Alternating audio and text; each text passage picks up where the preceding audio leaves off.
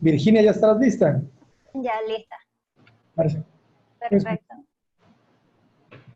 Entonces, Adelante. comparto pantalla. Sí, por favor. Okay.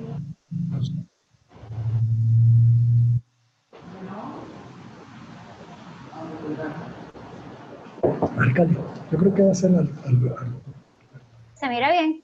¿Lo miran Sí, todos? Ok, perfecto. Ok, entonces yo para mi proyecto seleccioné la opción 2, de nuevo en Mexical 5, en Guadalajara. Entonces yo retomaba una idea de Peter Zumthor, de su libro Pensando en la Arquitectura, que él dice que antes de proyectar arquitectura es necesario preguntarle al edificio qué es lo que quiere ser. Entonces, para eso, yo empecé analizando y observando un poco de la historia de Mexicalcingo y de su identidad. Entonces, excelente. primeramente, Mexicalcingo fue fundado en 1542 como un barrio indígena. Esto ya me da un poco como los indicios de lo que es su identidad, y que tiene mucho que ver con los indígenas, arquitectura indígena. Yo lo relaciono bastante con materiales expuestos, brutalismo, arquitectura estereotómica. Como segundo punto, tengo que es un barrio históricamente comercial. En su plaza frontal se creó el primer tianguis de la ciudad. También constituye uno de los 35 barrios tradicionales que conforman el centro histórico de Guadalajara. Y este está ubicado entre las avenidas de La Paz y Niño Héroes, al norte y al sur, las calzadas Independencia y Federalismo Sur, a oriente y poniente. Bueno, primeramente también Mexicalcingo significa lugar donde viven los mexicanos, se relacionan con el tema del barrio indígena. Entonces, también tenemos que es un barrio bien equipado y compacto. Cuenta con equipamiento variado de tipo patrimonial, edificaciones federales y estatales, centros educativos, por lo que considero que es una zona de bastante plusvalía. Y por la cercanía del sitio con zonas, con colectoras primarias, como son las autopistas que mencioné al principio, este está bien conectado con el resto de la ciudad y bien articulado. Tenemos también que el barrio es una zona de intercambio y de convivencia. Aquí tenemos algunas de las actividades que se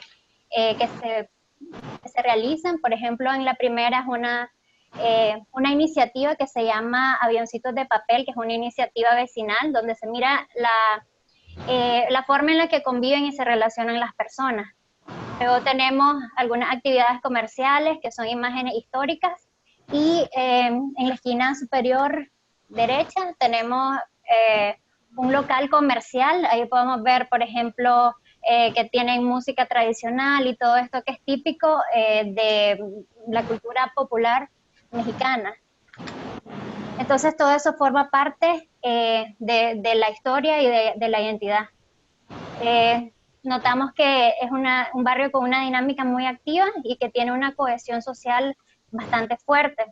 Entonces, en criterios de diseño yo traduzco esto, por ejemplo, en un edificio que sea semiabierto, que permita dialogar un poco con lo que ocurre en la calle, en el entorno urbano, y que aproveche de igual manera las vistas exteriores, siempre y cuando esté protegido de las distracciones y de los ruidos del entorno. También realicé un análisis del entorno inmediato. Nuevamente, repito que es un espacio con dinámicas bastante activas y un entorno bastante tradicional. Como podemos ver, la presencia de la plaza central con su iglesia al frente, que esto tiene bastante potencial de aprovechamiento paisajístico desde el sitio. Tenemos que son espacios de concentración de personas y actividades variadas generadoras de ruido. Por lo tanto, el edificio tiene que considerar pantallas o elementos de protección. Luego tenemos comercios tradicionales. Cuando estuve investigando me di cuenta que, por ejemplo, las nieves de garrafa, las tortas son muy famosas en la zona, que forman parte de la identidad. Vemos también los comercios. Algo que me llamó la atención es que el lenguaje es bien cargado, tienen rótulos por todos lados y, por ejemplo, los espacios comerciales son abiertos hacia la calle, lo que significa o deduzco que por las noches son espacios totalmente abiertos y que da la sensación un poco de inseguridad. porque todas Claro, son, en todos lados vemos que son cortinas metálicas que dejan espacios cerrados completamente.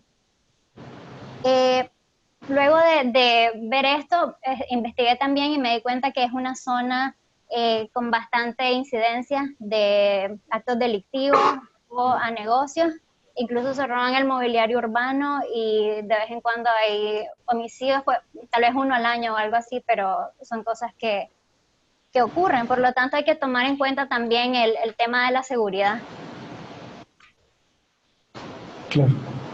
Luego vemos arquitectura de tipo estereotómica, los colores y las texturas son muy variadas, por lo tanto hay bastante apertura al diseño, los estilos arquitectónicos también son muy variados. Los materiales predominantes son la piedra, el bloque y el ladrillo. Eh, una cosa muy interesante me pareció que muchos o la mayoría de los edificios de la zona tienen las esquinas en ochaves. Es como, pude caminar alrededor y vi que casi todos tienen esos remates. De igual manera, identifiqué que hay formas curvas, hay formas ortogonales, por lo que hay bastante apertura a la intervención arquitectónica. Este es un análisis del contexto físico-natural. Bueno, vemos que la temperatura promedio identifiqué que es de 19 grados centígrados, sin embargo, en la temporada calurosa esta puede variar entre 14 y 32 grados centígrados y entre 5 y 24 grados centígrados en la temporada fresca, por lo que la arquitectura debe estar preparada para dar una respuesta a estos cambios tan variados, aprovechar el sol, por ejemplo, durante los días más fríos, y durante los días calurosos, prever pantallas o elementos de protección solar que permitan ventilar los espacios para garantizar el confort del usuario. Luego, con respecto a esto, vemos que las fachadas de mayor incidencia solar son las fachadas sur y oeste, que coinciden bastante con el área del parque y de la calle, que vemos que es una zona generadora de ruido, por lo que hay bastante interacción social en esta parte. Por lo tanto, un elemento de protección solar puede servir perfectamente para aislar del ruido. Tenemos que la precipitación media anual es de 886 milímetros. El régimen de lluvia es de junio a agosto. Y pude identificar también que la zona es una zona propensa a inundaciones. Investigué que, por ejemplo, uno de los registros es que las calzadas Independencia y Federalismo Sur han llegado a registrar niveles de agua de hasta 130 y 150 centímetros. Bueno, finalmente en la zona, es una zona totalmente urbanizada, por lo que las zonas verdes son bastante puntuales, por lo tanto tener el parque enfrente es de mucho potencial. Otra cosa con respecto al tema físico-natural, los materiales de la zona, bueno, Jalisco, Guadalajara es una zona rica en yacimientos, por ejemplo, de piedra basáltica, arenas volcánicas, arcilla, piedra caliza. Hay abundantes empresas de cemento, triturado de mármol, cal y yeso, que ya nos dan un indicio de los materiales que se pueden utilizar en el proyecto.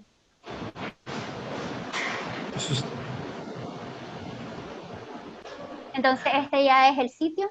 Según el reglamento, según el plan de desarrollo, es un espacio de uso mixto barrial de alta densidad. El terreno está ubicado dentro de un área urbana incorporada, se considera como patrimonio histórico. El uso de suelo es mixto barrial de alta densidad, como mencioné, y el terreno cuenta con un área de 233.35 metros cuadrados. Tiene un coeficiente de ocupación de suelo de 0.8, lo que me da 186 metros cuadrados, y un CUS de 2, que me da un área más o menos de 373 a 446, lo que yo estaba proyectando como un edificio de 3 plantas. Con respecto a esto encontré bastante información, por lo que este punto en particular lo tengo un poco débil y me gustaría reforzar un poquito. Y luego tenemos los requerimientos, que son los requerimientos que nos compartían ustedes. Y este es el sitio ahorita, eso es su estado actual. es una intersección importante. Vemos que está el semáforo, por ejemplo, que es una esquina que pasan muchas cosas y que actualmente es un terreno baldío. Por las intervenciones que han estado realizando en las aceras de ensancharlo, pienso que a futuro puede ser una calle de uso peatonal completamente. Entonces, este es un estudio del mercado, de la zona. Lo que más me llamó la atención aquí son los precios por metro cuadrado de construcción que se pueden usar para definir más o menos los acabados y los metros cuadrados de construcción, que en caso de apartamentos van de 113 a 75 metros cuadrados para Mexicalcingo, que no es mucha la diferencia con respecto al resto de Guadalajara. Vemos que la cantidad de recámaras, baños y estacionamientos es casi lo mismo que los requerimientos que se plantean. Luego, estos son algunos de mis modelos análogos. Esto es la Casa del Roble, del estudio Macías Peredo. De este edificio me llamó mucho la atención, primeramente, el uso de materiales. Como decía, me gustaría que el edificio fuera de arquitectura tipo estereotómica, que se integre un poco al sitio. Entonces me gusta la manera en que ellos utilizan los materiales y esa división que marcan entre la primera planta y los edificios superiores, que siento que puede funcionar bastante, porque si se proyecta un edificio de 3 plantas en el sitio, va a romper un poco con las alturas de los edificios circundantes. Entonces es una manera de fomentar la horizontalidad del edificio o de que el usuario no... de darle un poco más de confort al usuario que va circulando con la calle, que sea un poco más amigable con él. Y otra cosa que me llama la atención bastante es el uso del patio central, que siento que puede servir bastante bien para el sitio. Mi segundo modelo análogo es el edificio Donceles en Cancún, de Juan Carral. De este edificio me llama la atención primeramente que se nota muy clara la división entre la primera planta y las plantas superiores, y que el entorno construido es muy similar al del sitio, y aún así, a pesar de que el edificio es mucho más alto y se mira la diferencia de altura, me da la impresión que se integra bastante bien. También me llama la atención la manera en la que utilizan el bloque de concreto para crear estas celosías que se miran muy tradicional, y los espacios que son semiabiertos, que puede funcionar bastante bien para tener esa comunicación con el exterior, pero a la vez un poco de privacidad. Entonces esta es mi zonificación. Aún sigo trabajando el concepto y esto, pero entonces partí de lo siguiente. En la planta baja del contorno del terreno hice un offset de 3 metros aproximadamente, que va a ser mi zona pública y mi área de comercios, para tener la continuidad, para tener una línea comercial que se comunica con la calle directamente. Luego haría un offset y en esta parte serían las viviendas de la primera planta, y finalmente un offset para definir un patio central que me permita aprovechar la iluminación proveniente del norte y del este, que prácticamente solamente se aprovecha en esa zona. Luego, en la planta alta tendría la ubicación de los demás apartamentos, de igual manera abiertos hacia un patio centralizado y con vistas hacia la calle, que permitan un poco tener ventilación cruzada y el aprovechamiento de la luz. Y esto todavía no lo tengo definido tampoco, pero estaba pensando en la posibilidad de proyectar edificios o plantas típicas que fueran multiniveles en los edificios superiores, para no tener que tener una circulación pública necesariamente, y tener circulaciones internas y un poco más privados, que me permitan abrir más espacio y concentrar un poco más las funciones. Okay. Bueno, eso sería todo. Muchas gracias. Muy bien. Entonces todavía no hay plantas, ¿verdad? Es que a mí me gusta mucho ver plantas. No, Si te fijaste, no. está bastante bueno cuando ya podemos estar hablando si el ovalino está bien o está mal. Digo, me gusta también todo el análisis que haces, está bastante interesante. Pero sí, Me quedo con ganas de poder hablar de cosas un poquito más tangibles, ¿no? Eh, Déjame ver qué podemos hacer. Digo, el análisis que haces histórico está bastante bien. Te fuiste muy adentro, ¿no? Hasta saber cuánta gente matan en el barrio al año. Entonces eso se me hace muy bien.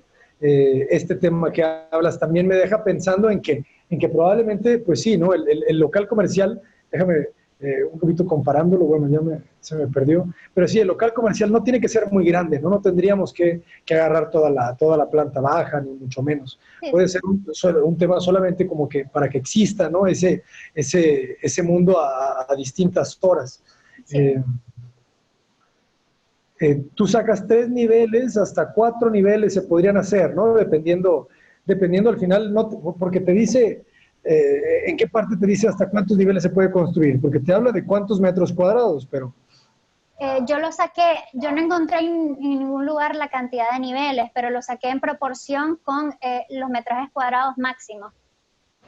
claro, al final si hacemos unas plantas menos densas, podemos subir más en Sí, altura, ¿no? correcto.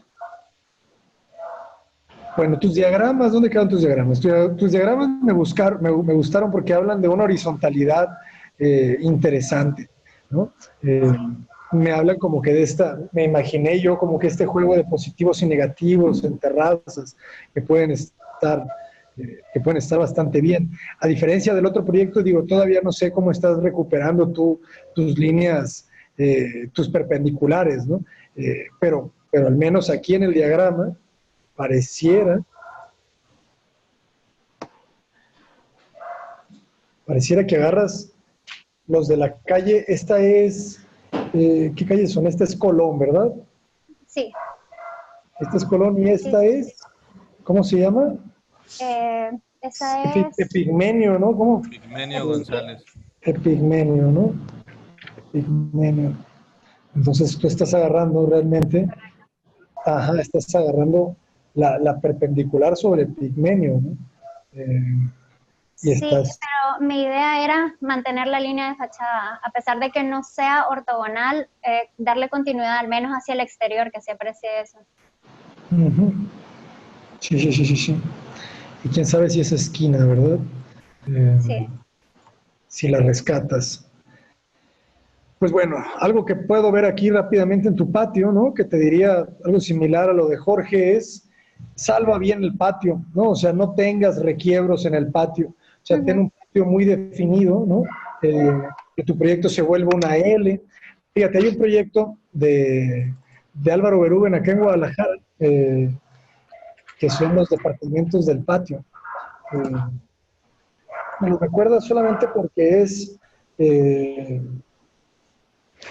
Estudio Hidalgo, porque es una L. sí. Eh, Déjame ver.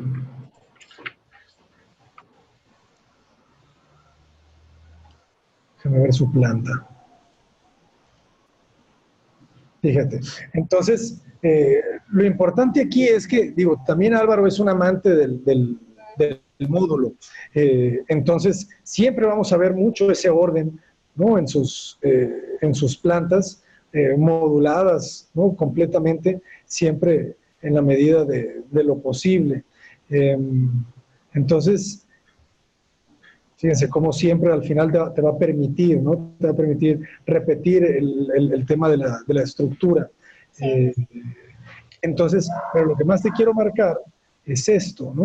O sea, el patio queda completamente bien definido, ¿sí me entiendes? O sea, no hay ninguna protuberancia que le ocurra, ¿no? Ninguna cosa ahí que le brinque. Entonces, pues eso cuando no tenemos tantos metros, pues realmente el espacio te lo agradece, ¿no? Porque realmente pues se aprovecha, ¿no? Se disfruta lo más posible.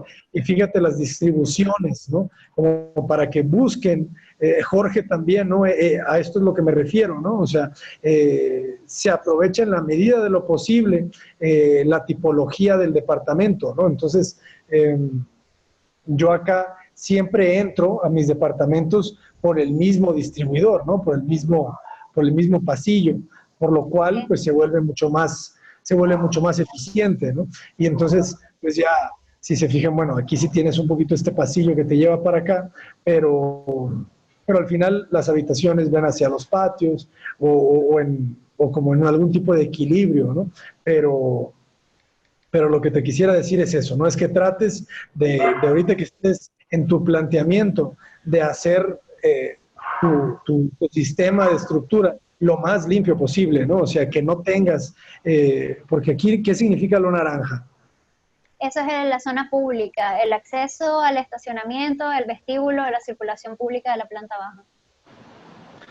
Ok, entonces, o sea, estas circulaciones, ¿no? Que entiendo entonces que son circulaciones, pues deberíamos de hacerlas todavía más sencillas, ¿sabes? O sea, yo no sé si esa cosa entramos por acá y entonces aquí mismo están las escaleras, ¿no? Y entonces yo aquí entro y me voy a un departamento, a otro departamento, o subo y me vuelvo a distribuir a los dos departamentos y mi patio siempre queda libre, ¿sabes? Entonces se repiten mis escaleras, se repite mi módulo del patio, ¿no? Ahí te plantas un árbol o lo que sé, y entonces pues eso va a volver a nuestra pieza, ¿no? Como si estuviéramos aquí un modelo en tercera dimensión, pues lo más ordenada posible, ¿no? Sí, sí, sí. Entonces yo creo que tiene que ir por ese lado, ¿no? Y al mismo tiempo, pues estructura que no se mueva. Me gustó también lo que dijiste, ¿no? De estas pantallas acústicas o estas cosas. Entonces, yo creo que también, yo creo que está bueno eso, ¿no? O sea, sí hay que estar pensando cómo vamos a resolver el tema de esa relación con el exterior, si a través de celosías, ¿no? Como lo hace Juan Carral acá, si a través de muros cortinas, si a través no lo sé, ¿verdad? Pero yo creo que sí está bueno que todos los proyectos lo estén explorando, ¿no? Ahorita ya me acordé del arquitecto, nomás para que les quede en su acervo de referencias, Antonio Coderc. O sea, Antonio Coderc es el maestro de la generación de Carlos Ferrater. Entonces, cuando nosotros vemos todos los proyectos o vemos las plantas, ¿no? O podemos buscar planos. Si vemos los planos de los edificios de viviendas de Antonio Coderc y después vemos los planos de viviendas de OAB, Carlos Ferrater, se va a entender de dónde viene, ¿no? Hablábamos, ayer fui a hacer un video en un proyecto de una pequeña capilla de Luis Barragán, y mencionaba un poco eso, ¿no? Esta frase de Barragán que decía, no hagan lo que yo hago, vean lo que yo vi, pues se refería un poco a que cuando uno ve las obras, ¿no? O sea, tú puedes ver, por ejemplo, la obra, ¿no? Esta planta de Ferrater, puedes entender algo, ¿no? Pero si uno ve al que veía Ferrater, puede entender de dónde viene, ¿sí me entiendes? Entonces puedes entender realmente la esencia de la idea y puedes entender cómo modifica después y cómo adapta quizá, ¿no? Ese desorden, porque realmente aquí esto es un caos, ¿no? Pero se aprende de dónde viene ese caos, ¿no? Entonces, o sea, Coder, que era este arquitecto que distorsionaba, ¿no? Las plantas como para tener unas formas interesantes, pero pues son arquitectos que nacen en la escuela moderna, ¿no? José Luis Sert, sería interesante poner por acá, José Luis Sert, viviendas también, ¿no? Entonces,